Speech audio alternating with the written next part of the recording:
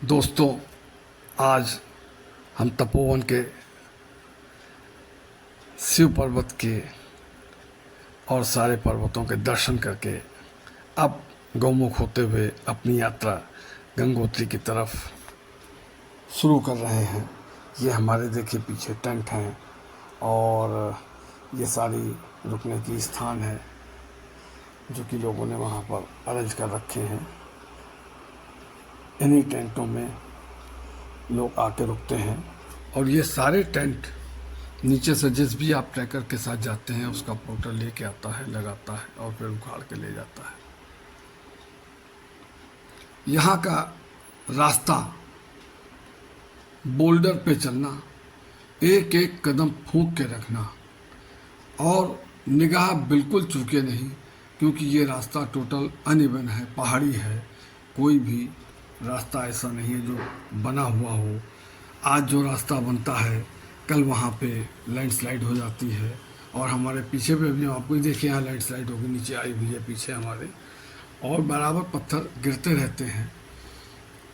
बड़े ही हौसले के साथ हमें अपने गाइड हमारे प्रवीण भाई हैं जो हमारे साथ कैलाश मानसरोवर की यात्रा में थे, और देखिए हमारे आगे जा रहे हैं साथी नीली जैकेट में। इस तरीके से कल्पना करिए कि कैसे लोग तपोवन का ट्रैक पूरा करते हैं। प्रवीण भाई पूरी हिम्मत अपनी लगा रहे हैं, कुछ कह भी रहे हैं। वास्तव में अद्भुत, अकल्पनीय। हमने इससे पहले भी काफ़ी ट्रैक किए हैं, कैलाश मानसरोवर की यात्रा भी की है। लोग कहते थे बहुत कठिन है, लेकिन जो तपोवन का ट्रैक है यहाँ पे ऊपर ऑक्सीजन भी कम है।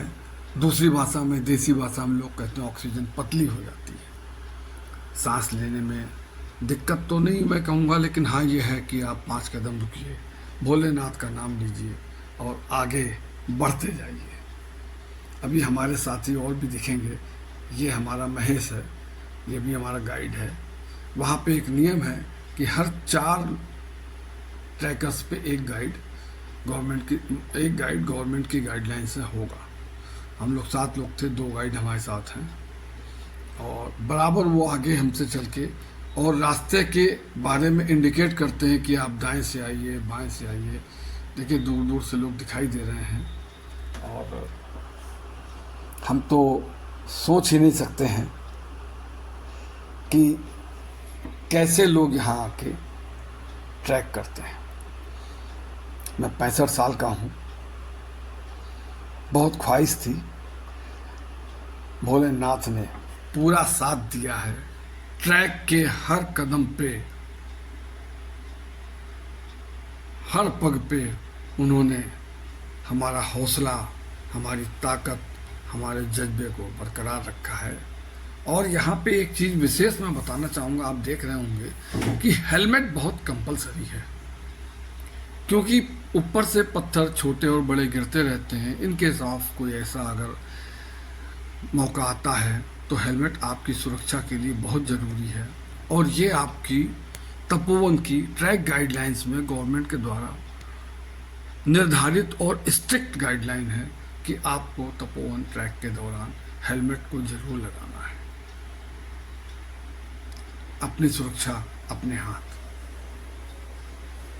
स्टिक का अलग काम है, ऊपर नीचे कोई बोल्डर से नीचे पैर रखना पड़ता है, कहीं पे एकदम और ऊपर चढ़ना पड़ता है, और रास्ता गाइड के बताए अनुसार चलना पड़ता है। और हर थोड़ी दूर में विश्राम जरूरी है। दोस्तों, एक कहावत है, कौन कहता है कि आसमां में छेद नहीं हो सकता, एक पत्थर तो तबीयत से उछालो यारो।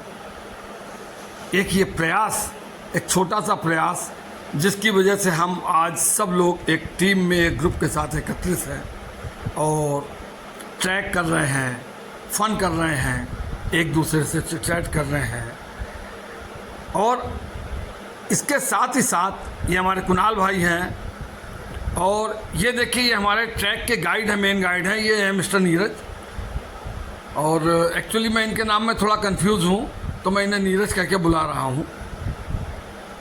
और इसके बाद हम अपने और मित्रों से, ये हमारे प्रवीण भाई हैं, बीच बीच में ये भी अपना कुछ कहते रहते हैं, बताते रहते हैं। और ये हमारे महिपाल जी हैं, इनको थोड़ा ऊपर, ये हमारे महिपाल जी हैं, 69 ईयर्स कंप्लीट करके ये 70वें पायदान में चल रहे हैं। कुणाल भाई कुछ आप भी बोलिए।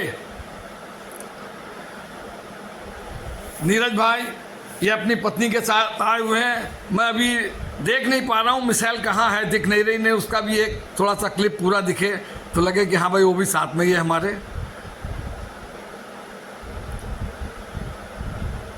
इसके साथ ही कदम से कदम बढ़ाते हुए धीरे धीरे धीरे धीरे आराम से हम लोग डाउनहिल कर रहे हैं और गंगोत्री की तरफ प्रस्थान कर रहे हैं।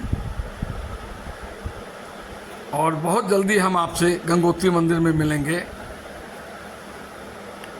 प्रवीण भाई भी कुछ कहना चाहते हैं लेकिन अभी मौका नहीं मिल रहा है, मैं उनको ही बोलने का मौका देता हूं। और हम लोग अब गंगोत्री धाम पहुंच गए हैं। अब गंगोत्री धाम पहुंच गए, पीछे से देखिए गंगोत्री के। और ये हमारे मित्र हैं और ये हमारा रेस्ट हाउस है मंदाकिनी होटल। ये गंगा दर्शन करिए मंदिर के, और मैं मंदिर के सामने खड़ा हूँ। ये माँ गंगा के दर्शन, वहाँ फ़ोटो अलाउ नहीं है लेकिन मैंने किसी तरीके से फ़ोटो ले ली है। और फिर से आप माँ गंगा के दर्शन करिए। हमने वहाँ पे कुछ फ़ोटो क्लिप्स निकाली हुई हैं जो मैं आपको शेयर कर रहा हूँ। यह गौरी कुंड है। ऐसी मान्यता है कि माता पार्वती यहाँ पे स्नान किया करती थी। ऐसा महसूस होता है कि भगवान शंकर, भगवान शिव, भोलेनाथ और माता पार्वती दोनों का ही हमें यहाँ आशीर्वाद प्राप्त हो रहा है। यह कल कल बहती भागीरथी की धारा। और इसके साथ ही आपको यहाँ पे माता के चरणों के दर्शन, माता का मंदिर है, उनके पैरों के निशान, चरणों के दर्शन करिए। ये उनके पैरों के निशान हैं।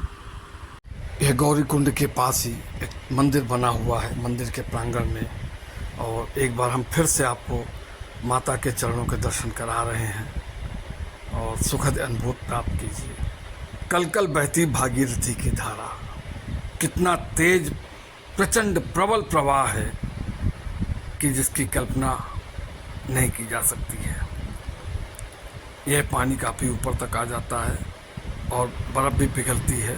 दोस्तों अब हम सूर्य कुंड की तरफ यहाँ पे ऐसी मान्यता है कि सूर्य भगवान ने भोलेनाथ को प्रसन्न करने के लिए यहाँ पे ज़बरदस्त तपस्या की थी। और